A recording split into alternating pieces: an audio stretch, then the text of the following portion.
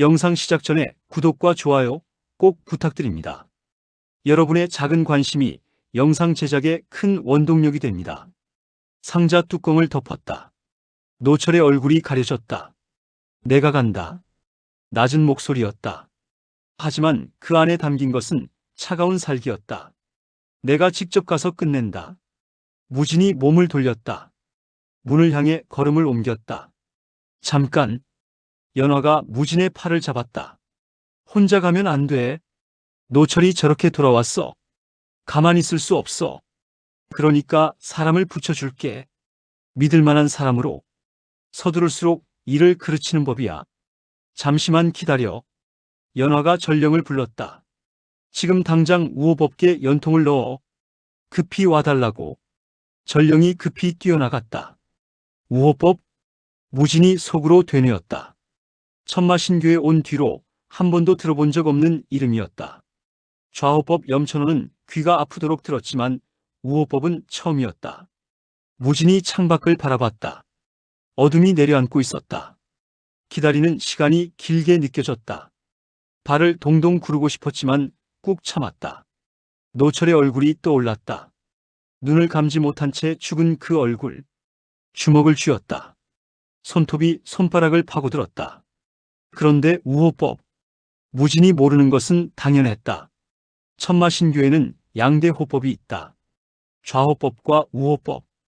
교주 바로 아래에서 교를 보좌하는 두 기둥이었다. 좌호법 염천호. 그 이름은 천마신교에 발을 들인 첫날부터 귀에 박혔다. 교내 어디를 가도 염천호의 그림자가 드리워져 있었으며 염가의 세력은 거미줄처럼 교 전체를 휘감고 있었다. 그의 이름을 모르는 교인은 없었고 그의 눈치를 보지 않는 자는 더더욱 없었다. 하지만 우호법은 달랐다. 흑영무. 그 이름을 입에 올리는 자가 없었다. 마치 처음부터 존재하지 않았던 사람처럼 그의 흔적은 교 안 어디에서도 찾아볼 수 없었다. 이유가 있었다. 10년 전의 일이다. 당신은 천마신교가 지금처럼 막강하지 않던 시절이었다. 흑영무와 혈사천은 어릴 때부터 함께 흙바닥을 뒹굴며 자란 사이였고 그 우정은 세월이 흘러도 변하지 않았다. 흑영무의 검은 염천호와 어깨를 나란히 할 만큼 날카로웠으며 천마신교에서 그를 두려워하지 않는 자가 없었다. 그날 두 사람은 함께 임무를 나갔다. 함정이었다. 사방에서 적이 몰려들었다. 수십, 아니 100여 명이 넘는 숫자였다. 사면이 포위되어 빠져나갈 틈조차 보이지 않았다. 교주, 먼저 가십시오. 흑영무가 검을 뽑으며 말했다. 무슨 소리냐? 같이 빠져나간다. 시간이 없습니다. 흑영무의 눈빛이 단단하게 굳어 있었다. 교주가 죽으면 교가 끝납니다. 제가 이놈들을 막을 테니 그 틈에 빠져나가십시오. 흑영무, 가십시오. 흑영무가 적들 한가운데로 뛰어들었다. 검이 허공을 가를 때마다 선혈이 튀었고 비명이 터져나왔다. 적들의 시선이 일제히 흑영무에게 쏠렸다. 혈사천은 이를 악물었다. 발이 떨어지지 않았다. 하지만 친구의 외침이 등을 밀었다. 몸을 돌렸다. 그리고 달렸다. 그것이 두 사람의 마지막이 될 뻔했다. 흑영무는 살아 돌아왔다. 며칠 뒤 피투성이가 된 채로 천마신교의 문 앞에 쓰러져 있었다. 하지만 온전하지 못했다. 오른팔이 어깨 아래부터 잘려나가 있었다. 온몸에는 크고 작은 상처가 그물처럼 얽혀 있었으며 정체를 알 수 없는 독이 경맥 깊숙이 파고들어 있었다.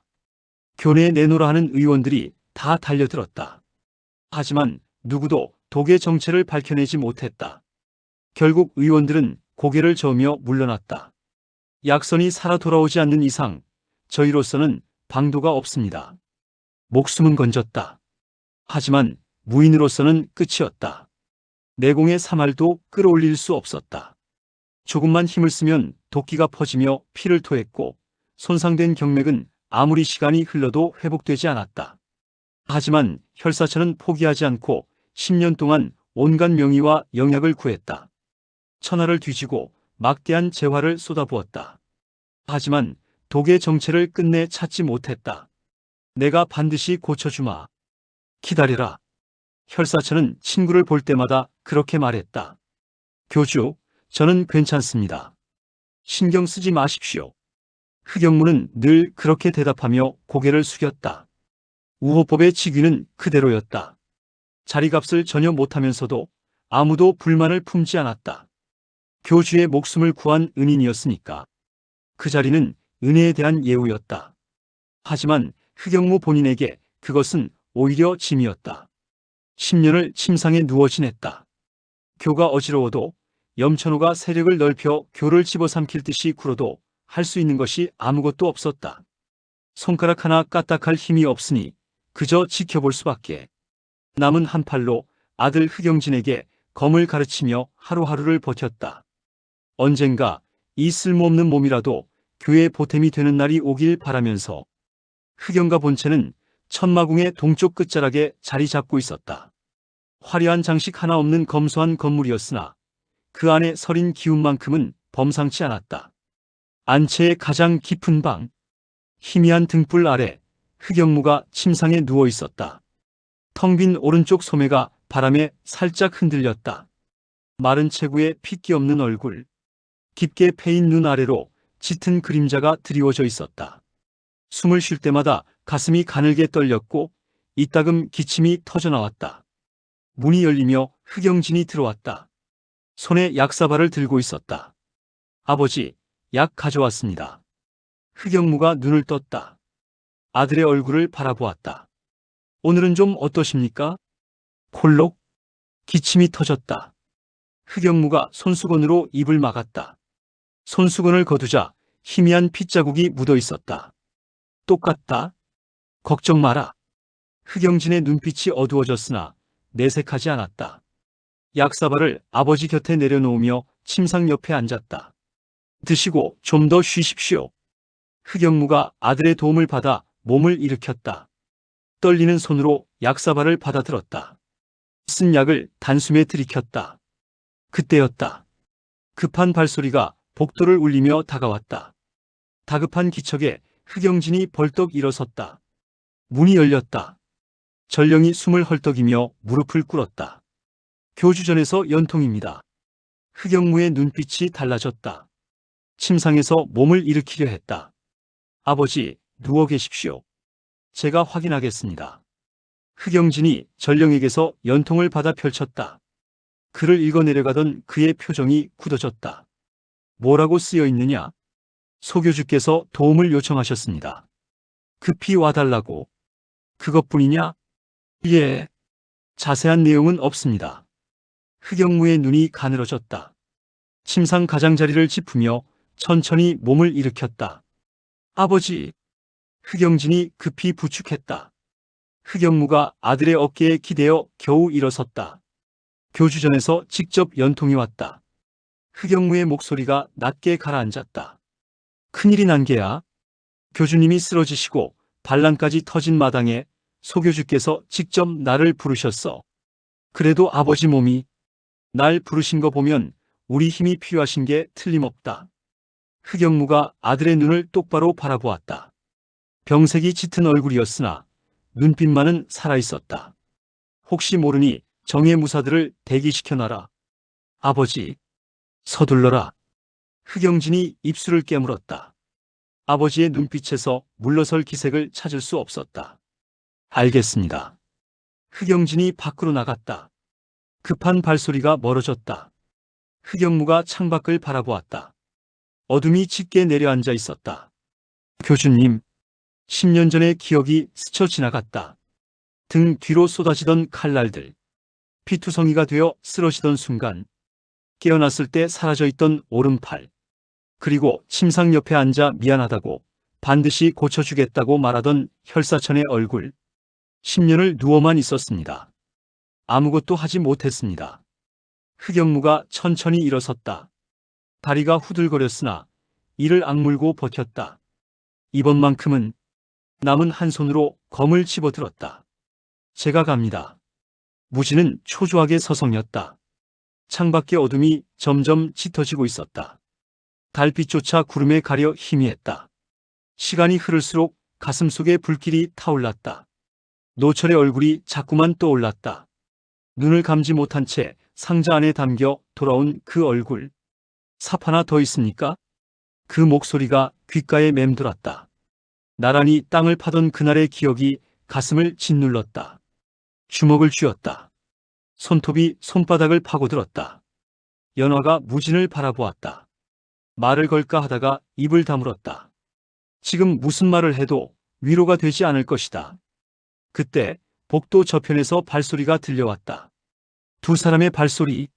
하나는 단단했고 하나는 불규칙하게 끊겼다. 문이 열렸다. 흑영진이 먼저 들어왔다. 그의 어깨에 기댄 채 한 노인이 천천히 걸음을 옮기고 있었다.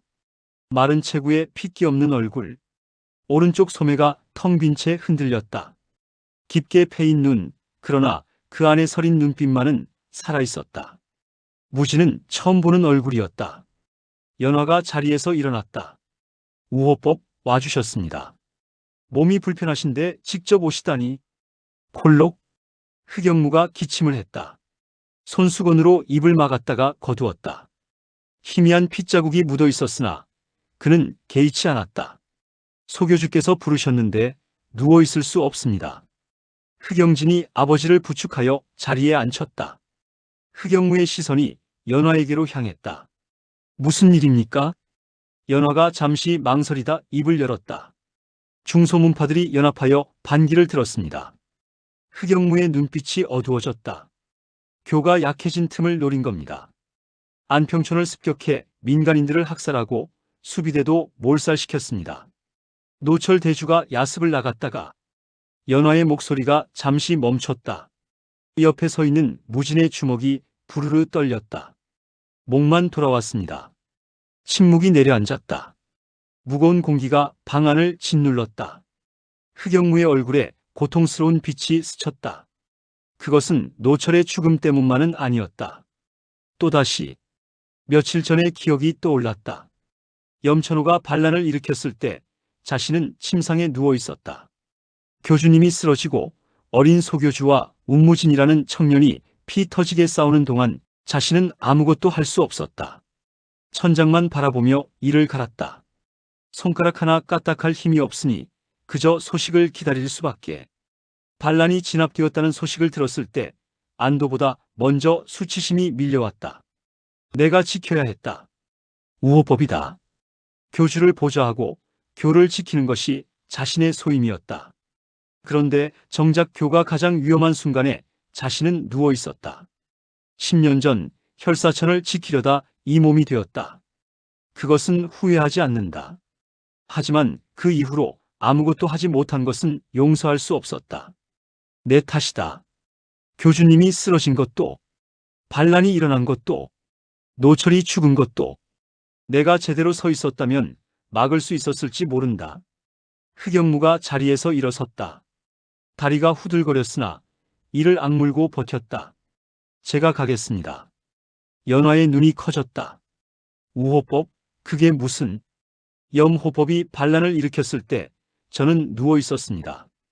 흑영무의 목소리가 떨렸다. 분노인지 자책인지 알 수 없었다. 교주님이 쓰러지시는 동안 저는 천장만 바라보고 있었습니다. 우호법이라는 자가. 우호법. 이번에도 누워 있을 수 없습니다. 소교주. 흑영무가 고개를 숙였다. 제가 직접 가겠습니다. 이 한 몸 다 바쳐서라도 저놈들을 쓸어버리겠습니다. 연화가 손을 내저었다. 안 됩니다. 우호법께서는 몸이 이 정도 몸으로 뭘 할 수 있겠냐 하시겠지요? 흑영무가 쓸쓸하게 웃었다. 하지만 죽을 각오로 가면 한두 놈쯤은 베어낼 수 있습니다. 그런 말씀 마십시오. 연화의 목소리가 높아졌다. 우호법께서 쓰러지시면 흑영가는 어떻게 됩니까? 아버지께서 그토록 아끼시던 분인데 제가 어떻게 그냥 보내드립니까? 흑영무의 눈가가 떨렸다. 혈사천의 이름이 나오자 굳건하던 눈빛에 금이 갔다. 교주님, 우호법께서는 천마궁에 남아주십시오. 연화의 목소리가 단호했다. 교주님께서 아직 회복 중이십니다. 곁에 믿을 만한 분이 계셔야 합니다. 하지만 그때 흑영진이 앞으로 나섰다. 아버지. 흑영무가 아들을 바라보았다. 제가 가겠습니다. 친아, 제가 직접 부대를 이끌고 가겠습니다. 아버님은 천마궁을 지키고 계십시오. 흑영진의 눈빛이 단단했다. 아버지께서 직접 못 가시는 게 한스러우신 거 압니다. 하지만 아버지가 무리하시면 제가 싸우면서도 뒤가 신경 쓰입니다. 아버지 걱정에 검이 흔들리면 오히려 제가 위험해집니다. 흑영무의 입술이 떨렸다. 아들의 얼굴을 물끄러미 바라보았다. 젊은 시절에 자신과 닮은 얼굴. 하지만 더 단단하고 더 성숙한 눈빛. 잠시 침묵이 흘렀다. 콜록? 흑영무가 기침을 했다. 손수건에 피가 묻었다. 그것을 바라보다가 천천히 고개를 끄덕였다. 알겠다. 힘없이 자리에 앉았다. 친아. 예, 아버지. 천마신교의 무서움을 알려주고 와라. 흑영진이 고개를 숙였다. 명심하겠습니다. 흑영무의 눈빛이 무진에게로 향했다. 처음으로 두 사람의 시선이 마주쳤다. 운 공자시군요. 예. 공자께서 반란을 막으셨다고 들었습니다. 무진이 고개를 숙였다. 저 혼자 한 게 아닙니다. 겸손하시군요. 흑영무가 희미하게 웃었다.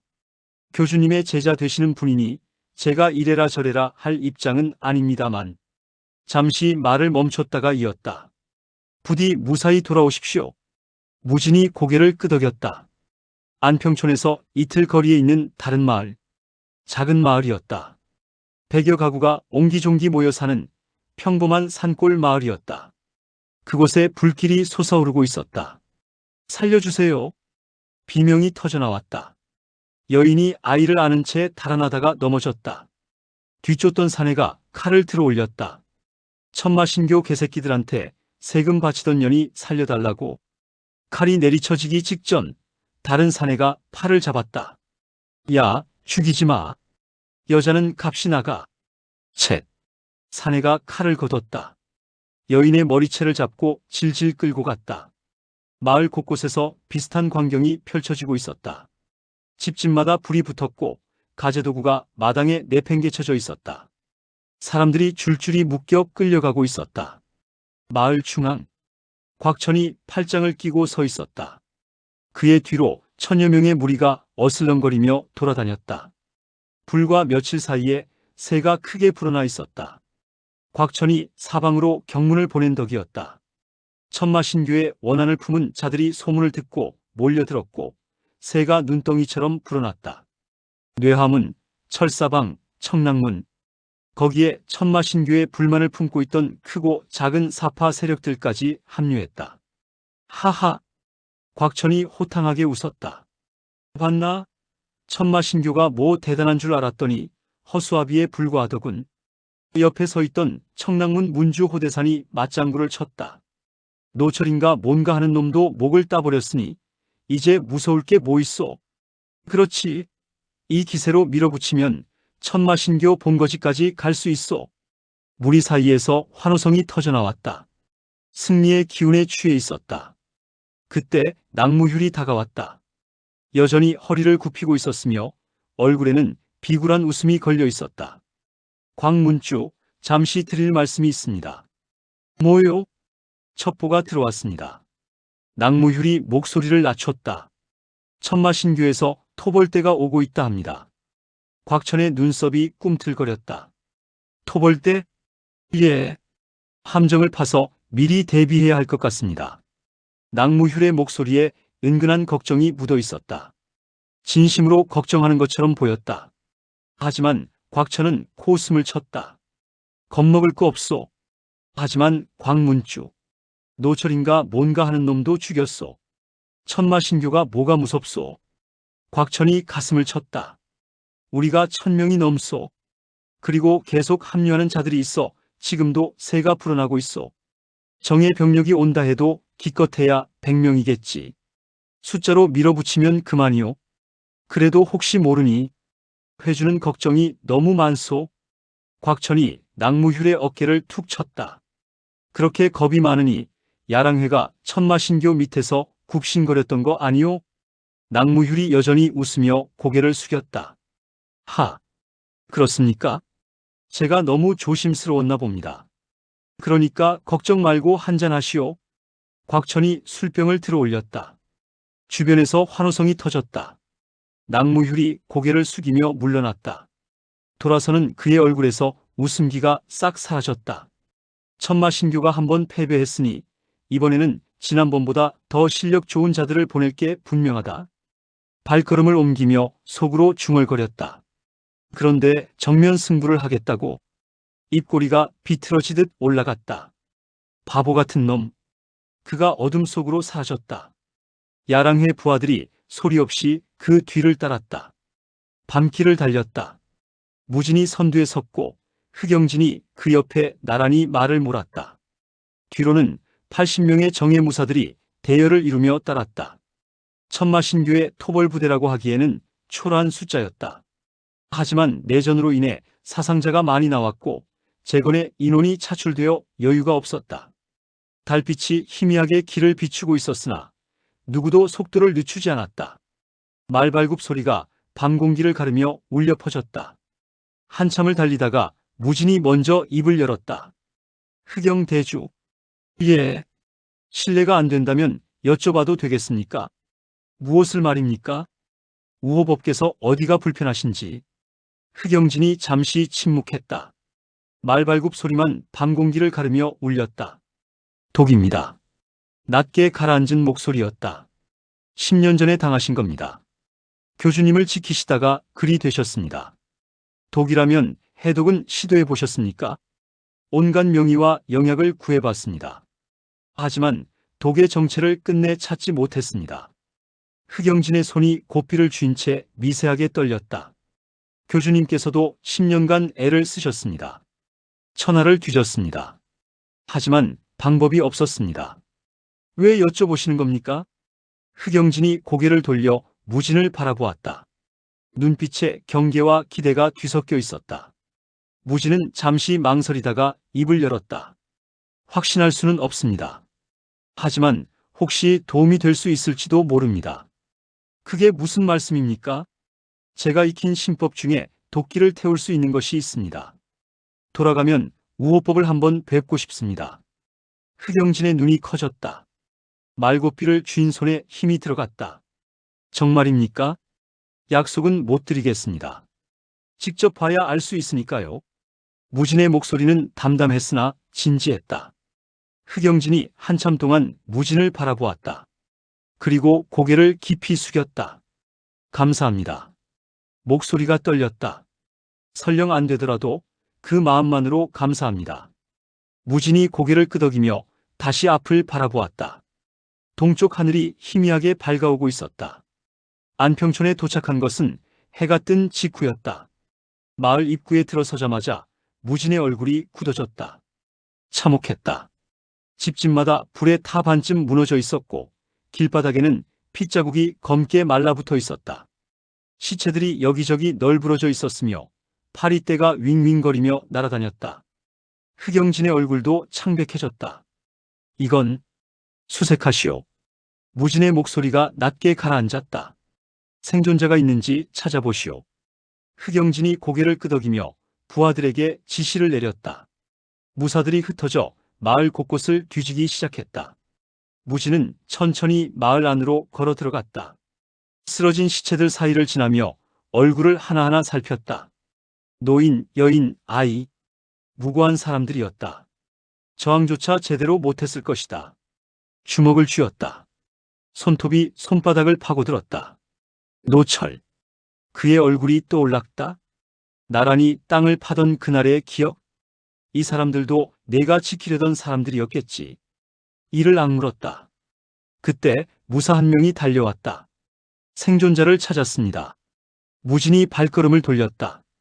무너진 집 잔해 아래에서 노인 몇 명이 끌려 나오고 있었다.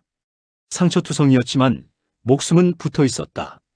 무진이 다가가 무릎을 꿇었다. 괜찮으십니까? 노인이 고개를 들었다. 눈에 공포가 서려 있었으나 무진의 복장을 보고 조금 안도하는 기색이었다. 천마신교에서 오셨소? 예. 놈들이 어디로 갔는지 아십니까? 노인이 떨리는 손으로 서쪽을 가리켰다. 서쪽으로. 이틀 거리에 다른 마을이 있어. 그쪽으로 향했소. 몇 명이었습니까? 수백은? 아니, 1000명은 됐을 거요. 점점 늘어나고 있었소. 다른 무리들이 합류하는 것 같았소. 무진이 자리에서 일어섰다. 흑영진이 다가왔다. 들으셨습니까? 예. 흑영진의 눈빛이 차갑게 빛났다. 서쪽으로 이틀거리. 놈들을 따라잡을 수 있겠습니다. 무진이 고개를 끄덕였다. 마을을 한번 둘러보았다. 불에 탄 집들, 널브러진 시체들, 울고 있는 생존자들. 가자. 낮은 목소리였다. 하지만 그 안에 담긴 살기는 서리빨처럼 차가웠다. 한 놈도 남기지 않겠다. 이틀을 강행군했다. 밤낮 없이 달렸다. 말이 지치면 걸었고, 걸어서 지치면 다시 말을 몰았다. 잠은 말 위에서 눈을 붙이는 것으로 대신했으며, 밥은 품에 넣어둔 마른 양식으로 때웠다. 무진의 눈은 여전히 충혈되어 있었다. 제대로 자지 못한 탓도 있었지만 그보다는 가슴속에서 꺼지지 않는 불길 때문이었다. 노철의 얼굴이 자꾸만 떠올랐다. 눈을 감지 못한 채 상자 안에 담겨있던 그 얼굴. 기다려라. 곧 간다. 이를 악물며 말을 몰았다. 이틀째 해가 기울 무렵 마을이 보이기 시작했다. 연기가 피어오르고 있었다. 검은 연기가 하늘을 뒤덮으며 저녁노를 가리고 있었다. 바람을 타고 희미하게 비명소리가 들려왔다. 무진의 눈빛이 싸늘하게 가라앉았다. 늦지 않았군. 흑영진이 말을 세우며 마을을 바라보았다. 얼굴이 굳어 있었다. 놈들이 아직 저기 있습니다. 그래. 무진이 검을 뽑았다. 검신이 석양빛을 받아 붉게 물들었다. 전원 전투 준비. 뒤따르던 80명의 무사들이 일제히 검을 뽑았다. 날카로운 금소금이 울려 퍼졌다. 무진이 말에 박차를 가했다. 흑영진과 무사들이 그 뒤를 따랐다. 마을 입구에 다다르자 광경이 눈에 들어왔다. 집집마다 불이 붙어 있었고 마을 사람들이 줄줄이 묶여 끌려가고 있었다. 사내들이 웃으며 약탈을 벌이고 있었으며 여인들의 비명이 여기저기서 터져나왔다. 그리고 마을 중앙, 눈에 보이는 것만 해도 수백은 되어 보였다. 뇌화문, 철사방, 청랑문, 거기에 이름 모를 사파 세력들까지 뒤섞여 있었다. 복장도 제각각이었고 대열도 엉망이었다. 그 한가운데 곽천이 서 있었다. 술병을 들고 호탕하게 웃고 있다가 말발굽 소리에 고개를 돌렸다. 뭐야? 무진 일행을 발견한 곽천의 눈이 가늘어졌다. 그리고 이내 입꼬리가 올라갔다. 오, 왔구나. 곽천이 술병을 내던지며 칼을 뽑았다. 천마신교 놈들 기다리고 있었다. 주변의 무리가 웅성거리며 무기를 들었다. 200명이 넘는 숫자가 천마신교 일행을 에워싸듯 퍼져나갔다. 흑영진이 낮게 중얼거렸다. 1000명은 넘어 보입니다. 눈빛에 걱정이 스쳤다. 아무리 오합지졸이라 해도 1000명이었다. 이쪽은 80명, 10배가 넘는 숫자 차이였다. 네. 무진이 담담하게 대답했다. 시선은 곽천에게 고정되어 있었다. 곽천이 비웃으며 외쳤다. 고작 그 정도 숫자로? 어림도 없지. 곽천이 무진을 위아래로 훑어보더니 코웃음을 쳤다. 게다가 지난번 노철인지 요철인지 하는 놈보다 새파랗게 어린 놈이 왔구나. 주변에서 낄낄거리는 웃음소리가 터져나왔다. 천마신교는 이제 싸울 사람이 없어서 애들을 보내나 보지. 곽천이 칼을 들어 무진을 가리켰다. 전내 나는 놈이 뭘 할 수 있겠냐? 노철이처럼 목이 잘려서 돌아가고 싶으냐? 무진은 대답하지 않았다. 대신 천천히 말에서 내렸다. 검을 쥔 손에 힘을 주었다. 흑영진도 말에서 내리며 물었다. 어떻게 하시겠습니까? 먼저 가겠습니다. 무진이 앞을 바라보며 입을 열었다.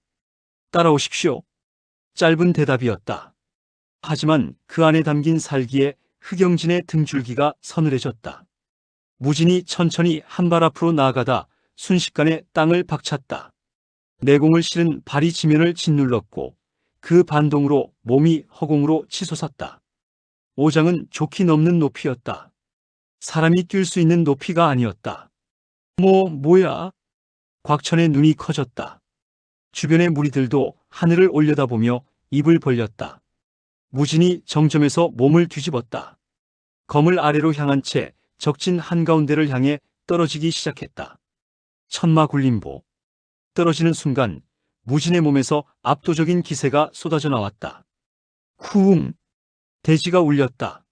무진이 착지한 지점을 중심으로 충격파가 퍼져나갔고 주변에 서 있던 자들이 맥없이 나가떨어졌다.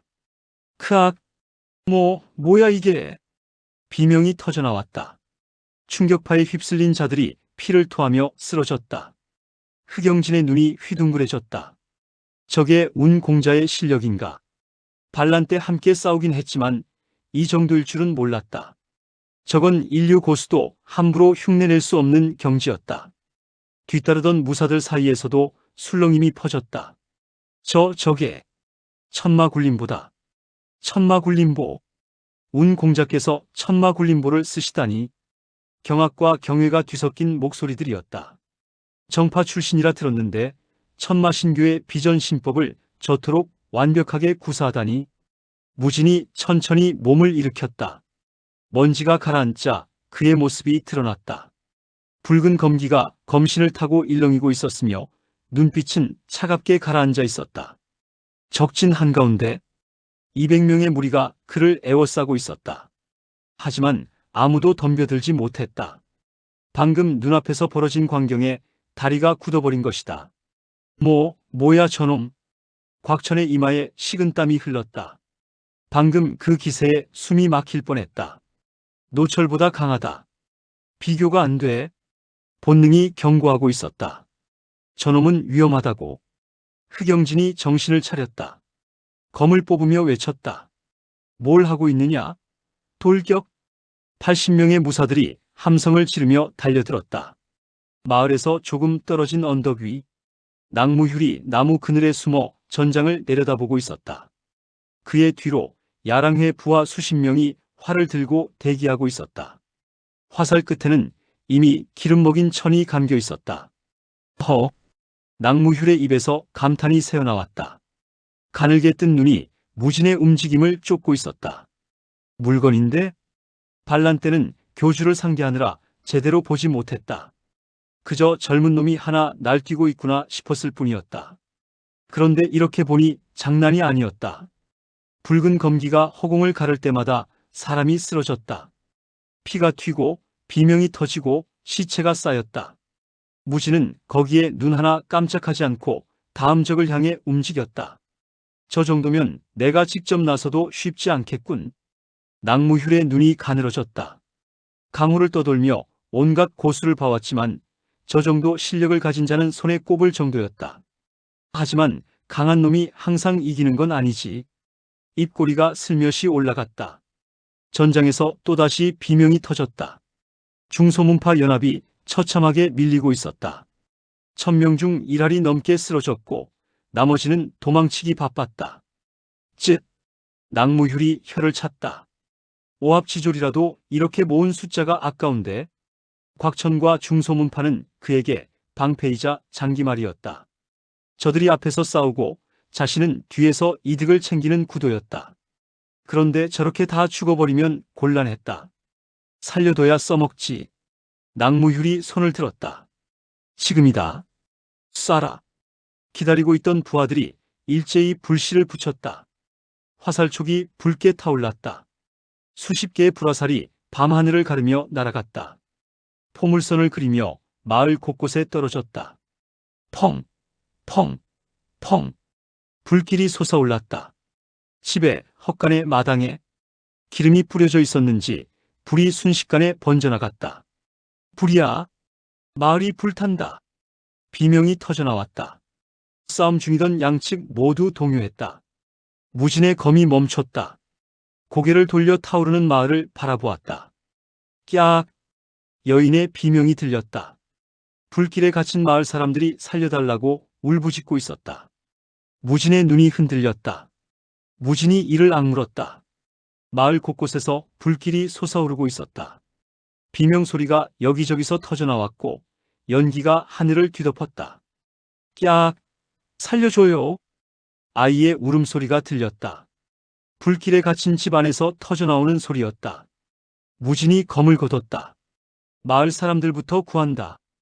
흑영진이 달려왔다. 운공자, 놈들이 도망칩니다. 알고 있습니다. 무진이 타오르는 마을을 바라보며 말했다. 하지만 저 사람들을 버려두고 쫓아갈 수는 없습니다. 흑영진이 입술을 깨물었다. 무진의 말이 옳았다. 놈들을 놓치는 건 분했지만 무고한 백성들이 불에 타 죽는 걸 두고 볼 수는 없었다. 전원 구조에 나선다. 불길에 갇힌 사람들을 꺼내라. 흑영진의 명령에 무사들이 흩어졌다. 무진도 몸을 날려 불타는 집으로 뛰어들었다. 한편 언덕 위 낭무휼이 혼란에 빠진 전장을 내려다보며 입꼬리를 올렸다. 됐군. 천마신교 놈들이 마을 사람들 구하느라 정신이 없었다. 중소문파 잔당들은 우왕좌왕하며 도망치고 있었다. 가자. 낭무휼이 몸을 일으켰다. 부하들을 이끌고 언덕을 내려갔다. 도망치던 곽천이 낭무휼을 발견하고 달려왔다. 얼굴이 시뻘겋게 달아올라 있었다. 낭회주, 대체 어디 있었소? 우리가 다 죽을 뻔했소? 낭무휼이 여전히 웃으며 대답했다. 보시다시피 불화살로 도와드렸지 않습니까? 도와줬다고? 진작 나왔어야지. 낭무휼이 고개를 저었다. 지금 중요한 건 빨리 빠지는 겁니다. 저놈들이 불 끄고 나면 쫓아올 거 아니겠습니까? 곽천이 이를 갈았지만 지금은 따질 때가 아니었다. 부하들을 수습해 도주하기 시작했다. 도주는 밤새 이어졌다. 마을에서 한참 떨어진 폐가에 도착했을 때 살아남은 자는 600명이 채 되지 않았다. 절반 가까이가 죽거나 도망쳐버린 것이다. 곽천이 벽을 주먹으로 내리쳤다. 젠장! 이가 갈렸다. 200명이었다. 숫자로 밀어붙이면 된다고 생각했다. 그런데 고작 한 놈에게 이렇게 처참하게 당하다니. 광문주. 뒤에서 낭무휼의 목소리가 들렸다. 여전히 허리를 굽히고 있었고 얼굴에는 조심스러운 웃음이 걸려 있었다. 뭐요? 곽천이 퉁명스럽게 대꾸했다. 낭무휼이 다가오며 입을 열었다. 그러니까 제가 하자는 대로 했으면 이겼지 않겠습니까? 뭐? 함정을 파자고 했지 않습니까? 미리 대비하자고. 근데 광문주께서 숫자로 밀어붙이면 된다고 하셨지요? 낭무휼이 한숨을 쉬었다. 제 말만 들으셨어도 이렇게까지 되지는 않았을 텐데. 곽천의 얼굴이 시뻘겋게 달아올랐다. 뭐라고? 벌떡 일어섰다. 낭무휼을 노려보며 한 발 다가섰다. 지금 감히 나한테 잘난 척이냐? 광문주 진정하시고. 진정은 무슨 진정? 내 놈이 진작 나왔으면 이렇게까지 안 됐어. 곽천이 낭무휼의 멱살을 잡았다. 야랑회가 뭐 대단한 줄 알았더니 겁쟁이들 같이 숨어 있다가 뒤에서 불화살이나 쏘고. 낭무휼은 멱살이 잡힌 채로도 웃고 있었다. 여전히 비굴한 웃음이었다. 광문주, 손 좀 놓으시지요. 뭐? 멍청하면 눈치라도 있어야지. 웃음기가 싹 사라졌다. 곽천의 손이 멈췄다. 낭무휼의 눈을 바라보았다. 방금까지 비굴하게 웃고 있던 눈이었다. 그런데 지금은 달랐다. 축축하게 젖은 눈동자가 차갑게 가라앉아 있었다. 마치 뱀이 먹잇감을 바라보는 것 같은 눈빛이었다. 웃고 있는 것 같은데 전혀 웃고 있지 않았다. 뭐야? 곽천이 저도 모르게 손을 놓았다. 본능이 경고하고 있었다.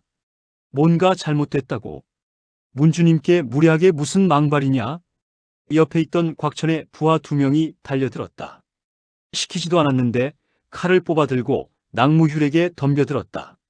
낭무휼이 움직였다. 아니, 움직인 것 같았다. 눈으로 쫓을 수 없었다. 그냥 순간적으로 사라졌다가 두 부하 사이에 나타났을 뿐이었다.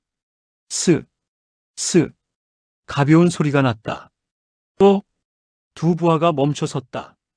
칼을 든 채로 그대로 굳어버렸다.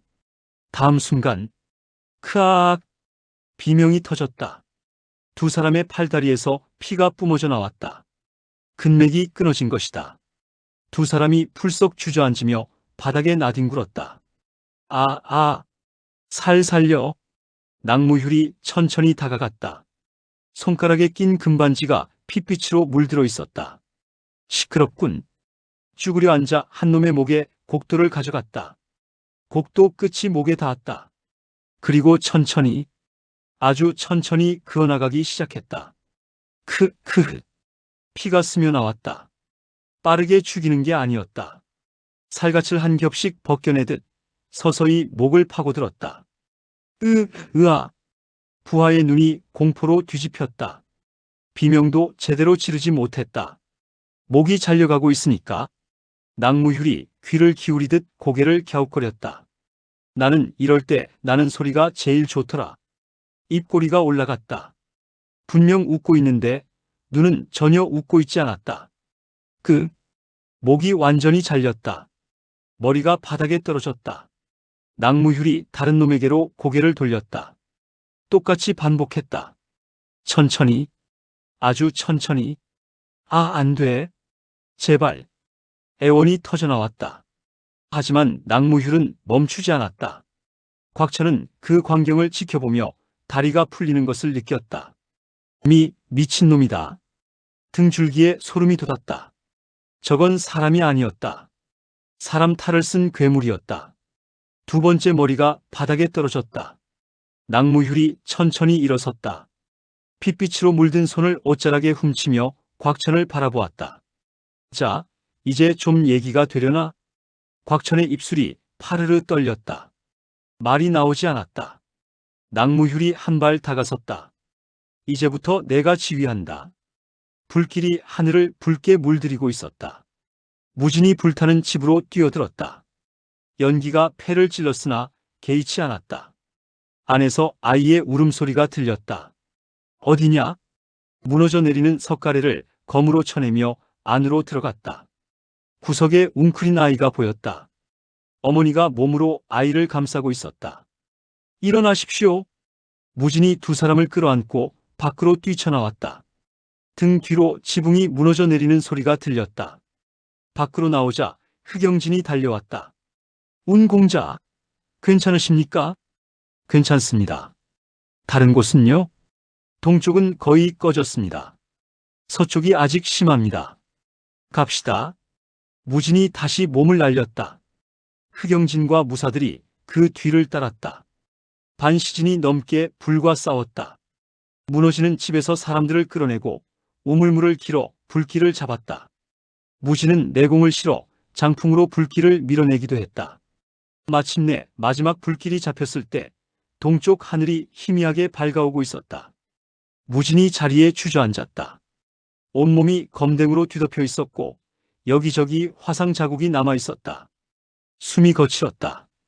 흑영진이 다가와 옆에 섰다. 생존자는 43입니다. 사망자는 집계 중이고요. 놈들은요? 놓쳤습니다. 흑영진의 목소리에 분함이 묻어 있었다. 불이 나자마자 도망쳤습니다. 어둠을 틈타 사방으로 흩어져서 추적이 어려웠습니다. 무진이 고개를 끄덕였다. 예상한 일이었다. 후회하십니까? 흑영진이 조심스럽게 물었다. 놈들을 쫓았으면 잡을 수 있었을지도 모른다. 하지만 그랬다면 마을 사람들은 다 타 죽었을 것이다. 무진이 고개를 저었다. 아닙니다. 불에 그을린 마을을 바라보았다. 살아남은 사람들이 서로를 부축하며 울고 있었다. 가족을 잃은 자, 집을 잃은 자, 모두가 지쳐 있었다. 하지만 살아 있었다. 후회 없습니다. 무진이 자리에서 일어섰다. 흑영대주. 예. 본교에 연통을 보내주십시오. 이곳 수습할 인원을 보내달라고요. 흑영진의 눈이 커졌다. 그러면 운 공자께서는 쫓아가야지요. 무진이 검을 집어들었다. 검신에 묻은 검댕을 옷자락으로 훔쳤다. 놈들이 멀리 가지 못했을 겁니다. 지금 출발하면 따라잡을 수 있습니다. 저도 함께 가겠습니다. 흑영진이 단호하게 말했다. 연통은 부하에게 맡기면 됩니다. 공자 혼자 보낼 수 없습니다. 무진이 흑영진을 바라보았다. 흑영진의 눈빛이 단단했다. 감사합니다. 무진이 고개를 끄덕였다. 두 사람이 말에 올랐다. 10명만 마을에 남겨 수습을 맡기고 나머지 70여 명이 그 뒤를 따랐다. 무진이 고삐를 잡았다. 놈들이 도망친 방향을 바라보았다. 기다려라. 눈빛이 차갑게 가라앉았다. 이번에는 놓치지 않는다. 말에 박차를 가했다. 먼지가 피어오르며 일행이 어둠 속으로 사라졌다. 멤버십 가입 감사드립니다. 더 좋은 영상으로 보답드리겠습니다.